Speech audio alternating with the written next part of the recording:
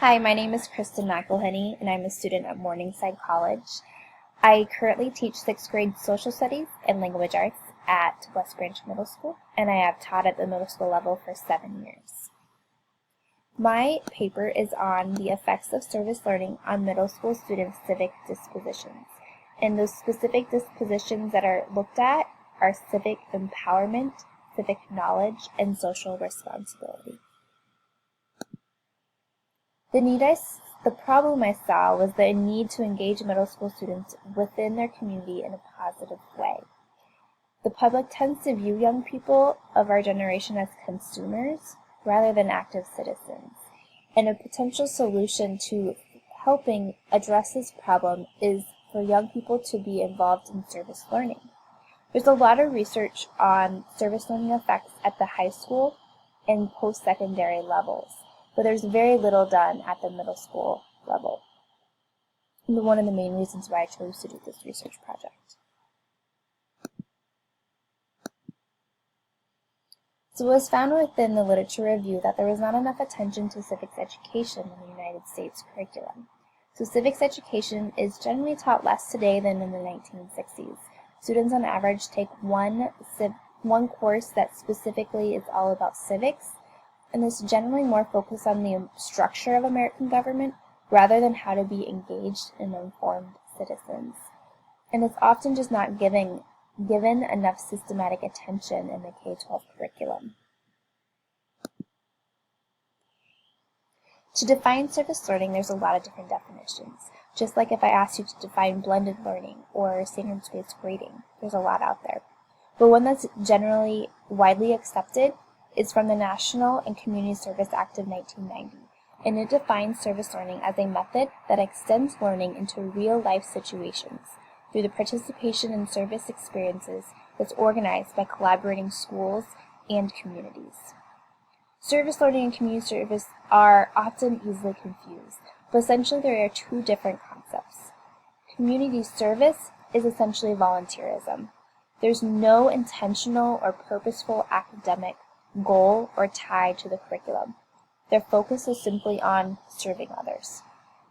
In comparison, service learning does have an intentional, purposeful, academic goal connection. It's important to note that the service project and the academic goal should not compete with one another, but they should help enrich the experience for students.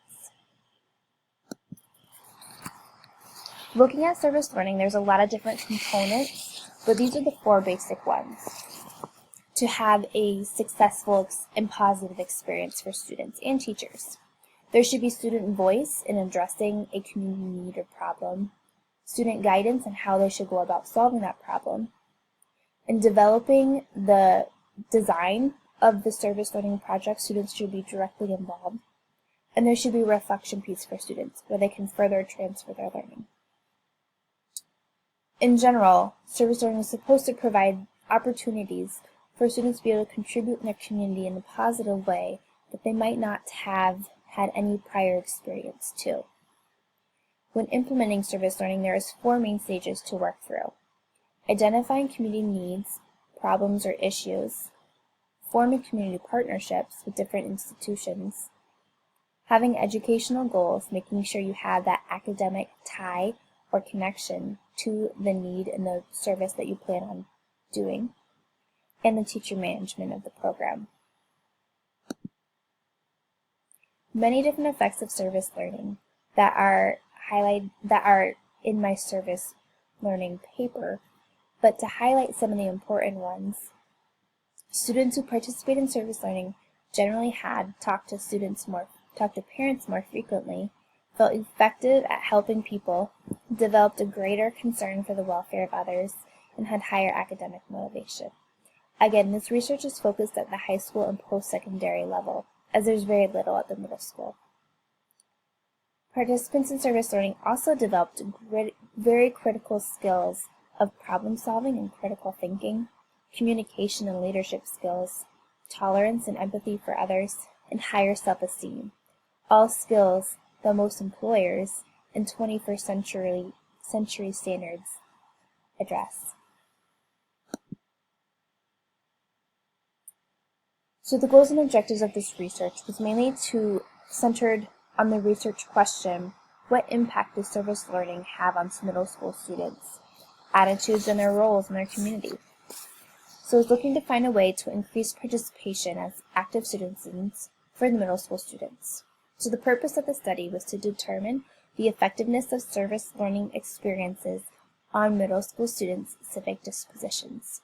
It was hypothesized that the implementation of service learning activities for middle school students that would be delivered through their social studies curriculum would result to an increased understanding of the civic dispositions of civic empowerment, civic knowledge, and social responsibility.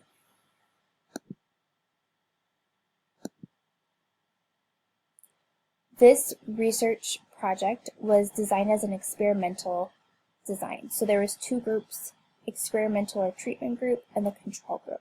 And the independent variable was the service learning activities, while the dependent variable was the civic dispositions. There were 39 participants, all from West Branch Middle School, and there was, out of the 3 social studies class sections, 2 were selected to participate. The average age was 11 years old, though it ranged from 10 to 13, and there was varying levels of socioeconomic status and academic ability. I had students with 504 plans, IEPs, TAG identified, along with a mix of free and reduced lunch and not. In the control group, or Group A, there was 19 participants. None of them participated in any service learning activities. In comparison to the treatment group, where 20 students participated in 3 service learning activities. The materials used was the Making Knowledge Productive pre- and post-surveys. This was developed by the Massachusetts Department of Education and consists of a survey of 47 questions that's divided into 8 categories. And so it was the categories of civic empowerment, civic knowledge, and social responsibility was what we've targeted students to answer. They responded on a Likert scale, and those responses got scored either as a 4, a 3, a 2, or a 1. And then those responses were averaged for each disposition category. In the fall of 2016, the 6th grade social studies course delivered the service learning activities. There was 5 units in that semester, and 3 of those units had a service learning activity. And the 3 units are sub-bolded there. Themes of geography. The service learning project was designing a community center for West Branch, which currently does not have one. And students had to present their designs to the city council, city administrator, and Parks and Rec director. And they had a small question and answer session, and they had time to go back, reflect, and change their designs to what they thought better meet the needs of West Branch. In the human geography unit, they were specifically looking at the literacy and education relationship to a country's GDP, or economic status. And they were trying to increase literacy at their district, and so they often read to elementary students. In the United States unit, when we focused on democracy and the voting process, it happened to be election year, so students organized a mock election for 6th graders and calculated the results and were in charge of sharing those results to the other class sections. So again, the control group did not participate, the treatment group did. At the beginning of the survey, the beginning of the semester, the pre-survey was given to both the treatment and control groups. There was instruction and assessment for each unit for both groups, but in the treatment group, there was a service learning activity for those 3 units mentioned before. And then at the end of the semester, which is approximately 90 school days, the post-survey was given to both groups. The post-survey is the exact same questions as the pre-survey, with the same Likert response. So data was collected and again averaged for the 3 separate dispositions. Then there was some separate independent t-tests that were given. So the data was analyzed, and one sample included the pre-treatment data for both groups, and a second sample included post-treatment data for both groups. A further analysis was conducted using independent t-tests also, and you're looking at the change between pre and post with the treatment group, and then also within the control group. The hypothesis was confirmed.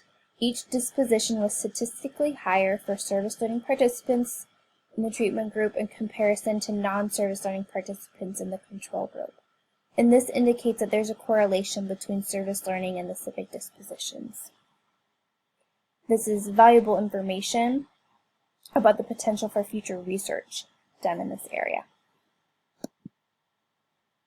So here is a figure to show you the change in scores of the experimental treatment group. So blue is their pre-treatment, pre-survey results, while red was their post-survey results after having service learning experiences. And this is an analysis between the experimental treatment group, their means for each disposition, in comparison to the control group. You will notice the experimental group is always higher.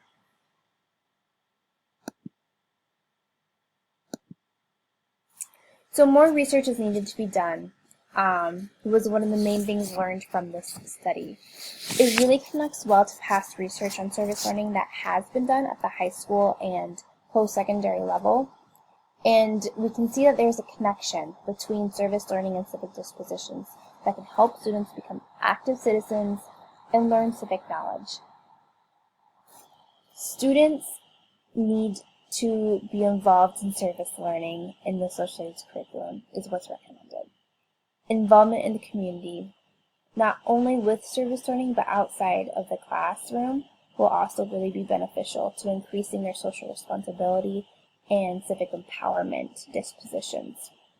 It's really important that parents help them set goals and try to help them meet service learning experiences, in addition to modeling to them what it means to be an active citizen and an engaged citizen in their community and in their democracy.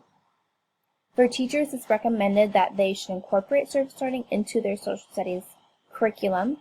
It's been shown to be an effective strategy to engage students for the purpose of increasing civic dispositions and being more active citizens.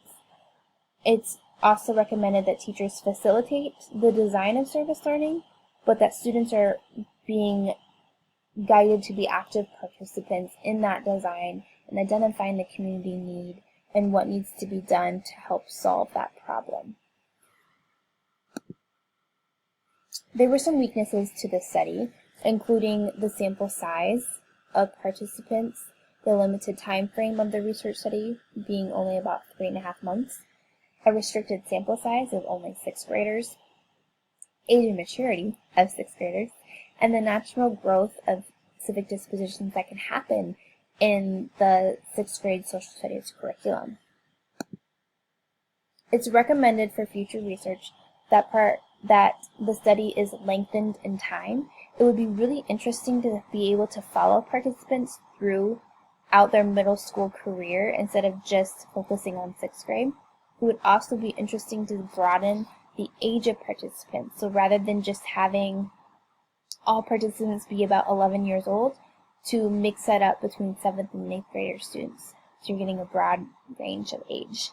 Also, increasing the sample size. This can be a challenge if you live in a small district that might be reaching out to other districts in your area, in the state, and the nation, and seeing if they want to participate in your study. And also including reflection questions and prompts to help students really transfer their learning of the experiences. Here are the references that were used in this presentation. Thank you so much for watching this, and I hope you are empowered to try to use service learning in the social studies curriculum or in any content area.